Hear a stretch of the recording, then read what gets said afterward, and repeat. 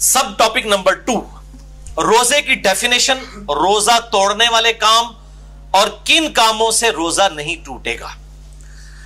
मेरे भाइयों, अस्सौम अरबी जुबान के अंदर कहते हैं रुक जाने को, किसी काम से रुकने को, और शरीयत की इस्तिलाह में तुलुए फज्र यानी खत्म सहरी, फजर का वक्त दाखिल होने से लेकर गुरूब आफ्ताब तक नफसानी ख्वाहिशात और खुसूसन खाने पीने से और बीवियों से इज़्दवाजी ताल्लुक कायम करने से रुक जाना, यह कहलाता है अस्सौम, रोजा। इस हवाले से डिटेल डिस्कशन पिछली दफा मैंने की थी, सूरतुल बकरा का पूरा रुकू नंबर 23 कवर किया था। अब रोजा जो है वो किन कामों से टूटता है, उस हवाले से सूरतुल बकरा की आयत नंबर 183 से 188 में 187 नंबर आयत के अंदर मैंने पिछली दफा डिस्कशन की थी, जिसका नतीजा यह है कि मेनली 2 चीजों से रोजा टूट जाएगा। नंबर 1, खाना पीना या जिस्म में कोई चीज दाखिल करना, खा वो टीके की शक्ल में रग में हो या खाल में हो या मैदे में कोई चीज टपका दी जाए। और नंबर 2, बीवियों के साथ इज़्दवाजी ताल्लुक को कायम करना।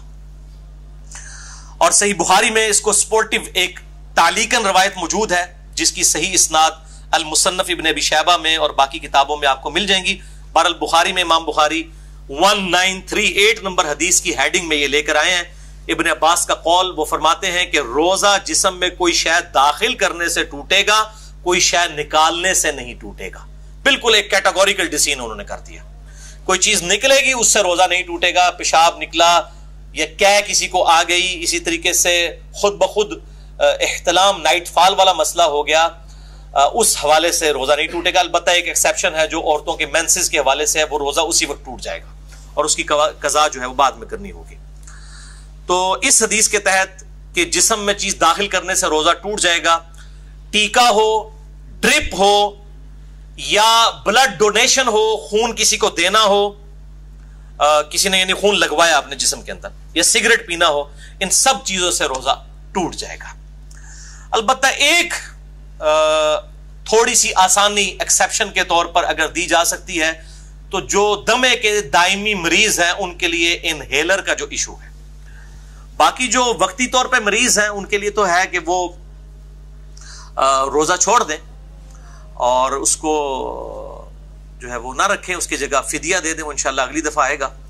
जो वर्स्ट कंडीशन है या किसी को वक्ती तौर पर कोई रोजा जो है वो छोड़ना पड़ गया या तोड़ना पड़ गया, तो बाद में उस एक रोजे की कज़ा कर ले।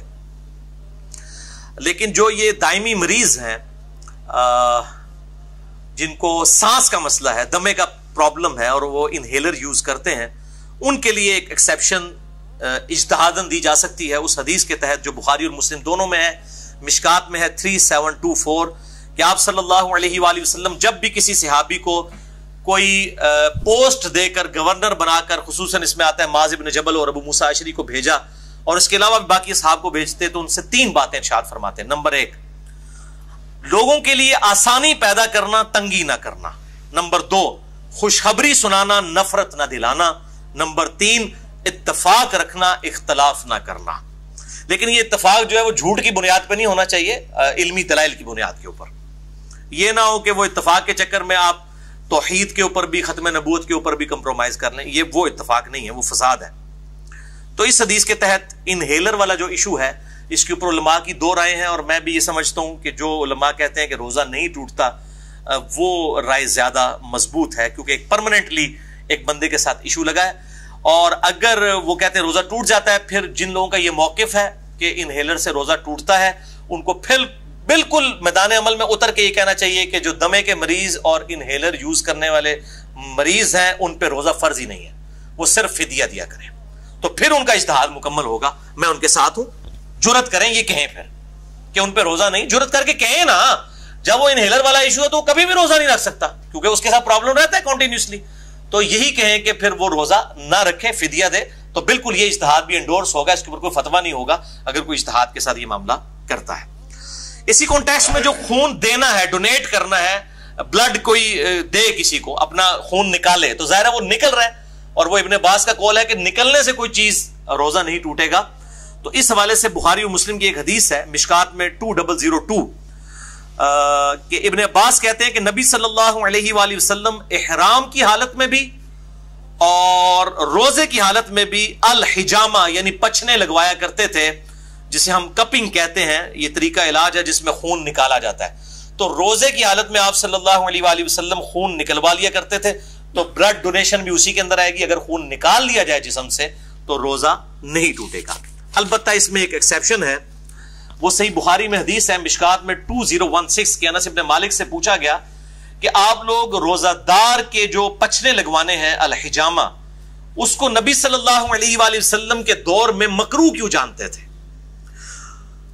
तो अनस इब्न मालिक ने कहा कि हम उसे मकरूह नहीं जानते थे, ये बिल्कुल ठीक है। हाँ, मगर कमजोरी के सबब, अगर किसी को यह खतरा हो कि वो जब ब्लड डोनेट करेगा तो इतनी कमजोरी हो जाएगी कि ब्लड प्रेशर उसका ड्रॉप हो जाएगा और रोजा निभा नहीं सकेगा, तो एक हदीस में आता है कि आप सल्लल्लाहु अलैहि वसल्लम ने भी पछने लगवाने के बाद रोजा इफ्तार कर लिया। अगर कमजोरी वाला मामला हो तो फिर आप रोजा तोड़ सकते हैं और उसकी एक कज़ा करेंगे, उसमें कोई गुनाह भी नहीं होगा। ज़ाहिर है मजबूरन ही किसी को ब्लड डोनेट किया जाता है।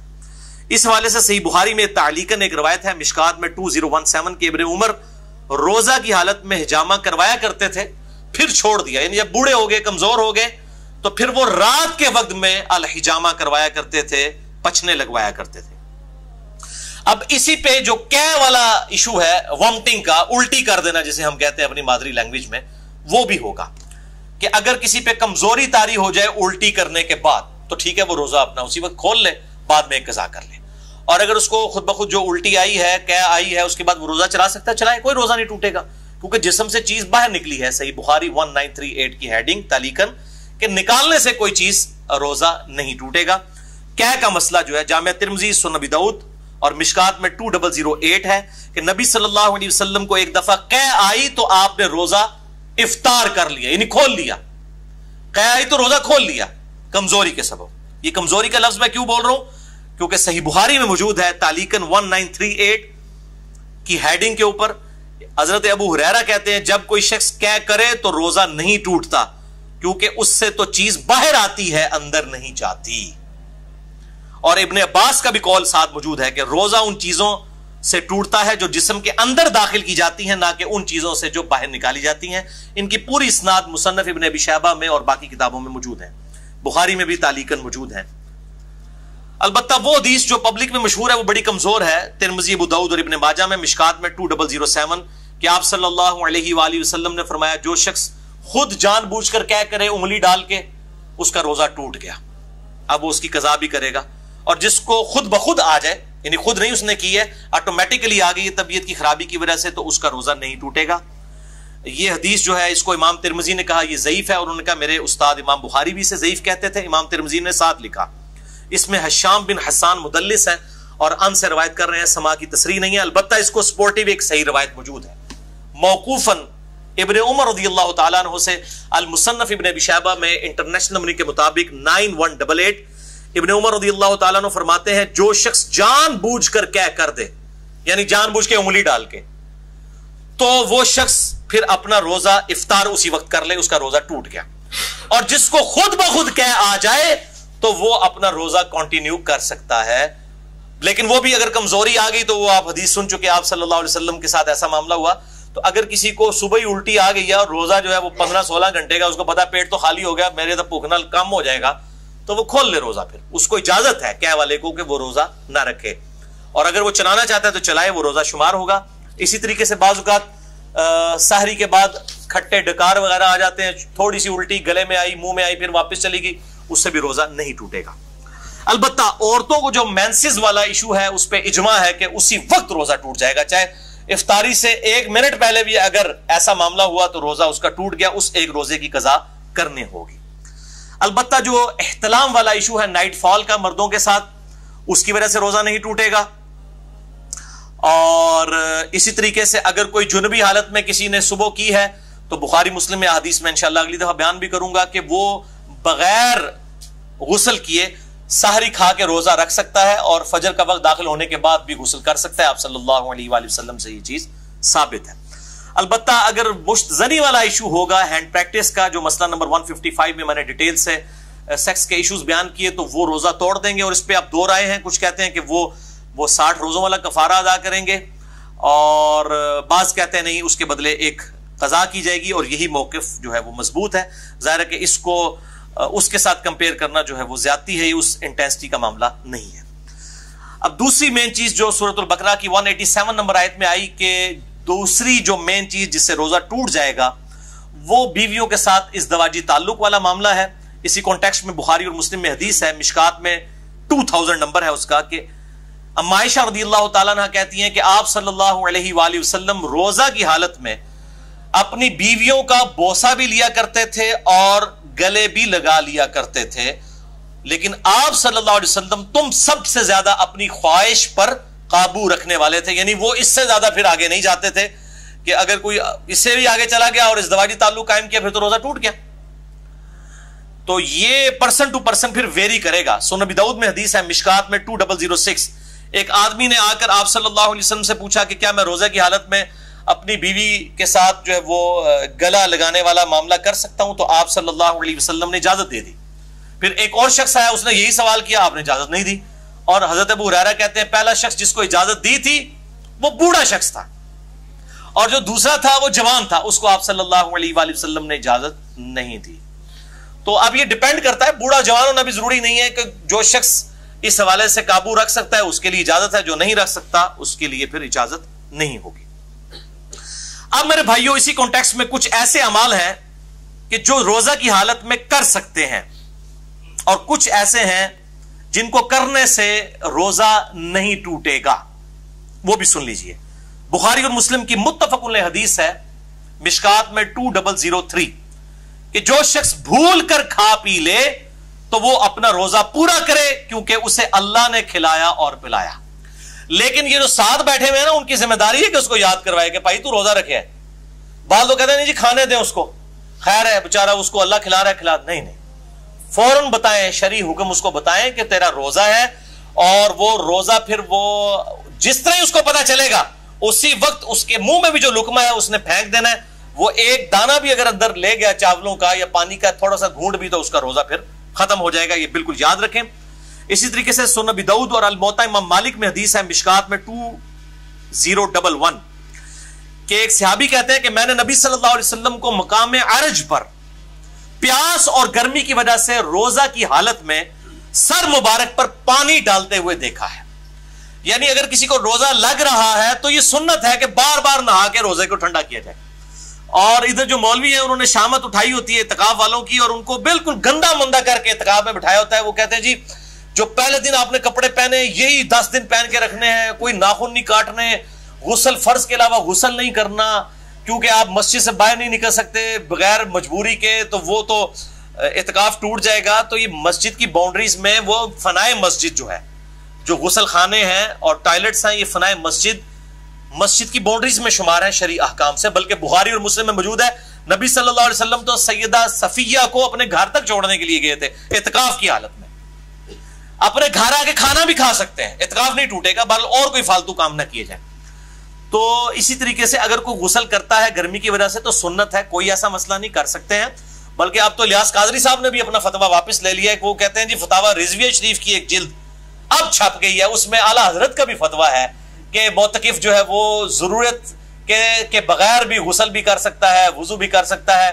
तो अब दावत इस्लामी वालों ने भी इजाजत दे दी है। पहले उन्होंने उसी तरीके से गंदा करके लोगों को बिठाया होता था और ये इसी तरीके से मामले चल रहे होते थे। हालांकि मतलब अहादीस पहले से मौजूद है, लेकिन जब बुजुर्गों की किताबें डिस्कवर होती हैं, दरियाफ्त होती हैं, फिर इनको कहते हैं हाँ जी वाकई जी दीसीज भी लिखे ऐसी जी, ठीक है ना। तो वो प्रायोरिटी तो बुजुर्ग होते हैं। इसी तरीके से सही बुखारी में तालीकन 1930 नंबर हदीस की हेडिंग में है कि इब्ने उमर रोजा की हालत में गीले कपड़े जिस्म पर डाला करते थे। यहां पे भी हमारे पंजाब के अंदर रवाज है, जब ज्यादा गर्मी होती है लोग रुमाल जो है वो गीला करके कपड़ों को भी गीला करते हैं।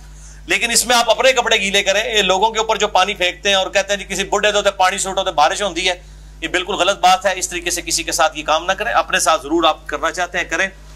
और ऐसा मामला भी ना हो कि आपने इतने बारीक कपड़े पहने हैं कि आप उनको बिल्कुल गीला कर लें और आप कपड़ों में ही नंगे नजर आ रहे हो। ये इस चीज का भी एहतमाम करना चाहिए। जामिया तिर्मिज़ी, सुनन अबी दाऊद, सुनन नसाई और इब्न माजा में हदीस है मिशकात में 405 कि आप सल्लल्लाहु अलैहि वसल्लम ने फरमाया रोजा की हालत के अलावा नाक में खूब पानी चढ़ाओ, गुस्ल में भी और वजू में भी, लेकिन रोजे के अलावा। क्योंकि रोजे की हालत में अगर नाक में आपने ऊपर तक पानी पहुंचाया तो अगर किसी का गुस्ल फर्ज है तो वो बस नॉर्मली नाक को जितना आसानी से जाता है ऊपर तक, बहुत ऊपर ना चढ़ाए, क्योंकि अगर दिमाग तक पानी पहुंच गया और हलक में ऐसा पहुंचा कि अंदर चला गया, दोनों सूरतों में रोजा टूट जाएगा। वुजू, गुस्ल, तयम्मुम और इस्तिंजा के ऊपर मसला नंबर 42 मेरा ahlesunnatpak.com हमारी वेबसाइट पे देख सकते हैं। अब मेरे भाइयों कुछ अहम फिकी मसाइल जल्दी जल्दी कवर कर दूं। सही बुखारी में 1930 से लेकर 1938 तक ये जो कुल 9 अहादीस की हेडिंग्स के अंदर इमाम बुखारी तालीकन लेकर आए हैं और मुकम्मल इस्नाद इसकी अल मुसन्नफ इब्न अबी शैबा में मौजूद है बड़ी डिटेल के साथ, और अक्सर चीजों के ऊपर तो इन पे इजमा है। नंबर 1 सही बुखारी में तालीकन है, आमिर बिन रबिया कहते हैं कि नबी सल्लल्लाहु अलैहि वसल्लम को मैंने रोजे की हालत में इतनी दफा मिसवाक करते देखा है कि मैं शुमार भी नहीं कर सकता। तो रोजादार मिसवाक भी कर सकता है, टूथ ब्रश भी कर सकता है, लेकिन टूथपेस्ट से इज्तनाब करें, उसमें टेस्ट वाला मामला है और उसके टेस्ट को मिसवाक के ऊपर कयास ना करें। अलबत्ता अगर कोई टेस्ट वाला मामला कर भी लेता है तो रोजा नहीं टूटेगा, क्योंकि जब तक हलक से नीचे नहीं जाता रोजा टूटेगा नहीं, बचने में आफियत है। सही बुखारी में तालीकन इब्ने मसूद का कौल है कि रोजादार कंघी और तेल भी लगा सकता है बालों में। सही बुखारी में तालीकन अनस इब्ने मालिक का कौल है कि रोजादार सुरमा लगा सकता है आंखों के अंदर, लेकिन आंखों में दवाई ना टपकाएं, क्योंकि दवाई वो सीधी गले के हलक तक पहुंचती है, सिर्फ सुरमे का मसला है या पानी का, वो जायज है। सही बुखारी में तालीकन इब्ने अब्बास का कौल है कि रोजादार हंडिया का जायका भी चख सकता है। चखने और खाने में फर्क है, चखना जो है वो जुबान की नोक के ऊपर होता है, यानी नमक मिर्च को चख के फिर थूक दे। सही बुखारी में तालीकन हसन बसरी ताबी का कौल है कि अगर हलक में खुद ब खुद मक्खी चली जाए किसी के तो रोजा नहीं टूटेगा।